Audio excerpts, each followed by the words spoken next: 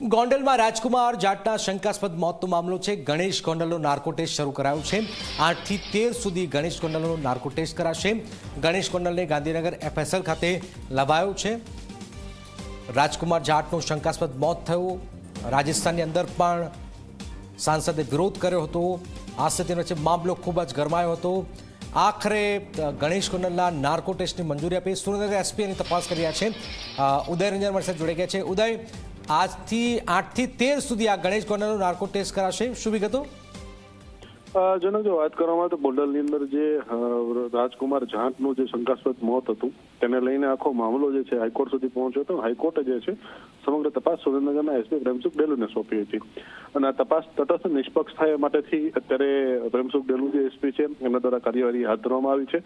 સૌથી પહેલો પડાવ જે છે એ નાર્કો ટેસ્ટનો છે। નાર્કો ટેસ્ટને લઈ અને મંજૂરી માંગવામાં આવી હતી કોર્ટ સમક્ષ અને કોર્ટે આ મંજૂરી આપતા 8 તારીખથી લઈને 13 તારીખ સુધી ગણેશ ગોંડલને જે છે એ નાર્કો ટેસ્ટ માટે ગાંધીનગર FSL ખાતે હાજર રહેવાનું રહેશે। જેમાં પ્રથમ દિવસે જે છે કાગળ કાર્યવાહી કરવામાં આવશે, બીજા દિવસે જે છે એનું મેડિકલ કરવામાં આવશે અને ત્રીજા દિવસ જે છે એ દિવસે એમનું ફાઇનલ નાર્કો ટેસ્ટ કરવામાં આવશે। ત્યારે નાર્કો ટેસ્ટનું પરિણામ જે છે ક્યારે આવે છે એ જોવું રહ્યું, નાર્કો ટેસ્ટમાં શું આવે છે એ પણ જોવું રહ્યું। બિલકુલ બિલકુલ, આભાર ઉદય। તો આપ જોઈ રહ્યા છો ગણેશ ગોંડલનો નાર્કો ટેસ્ટની પ્રક્રિયા હવે શરૂ કરાઈ છે।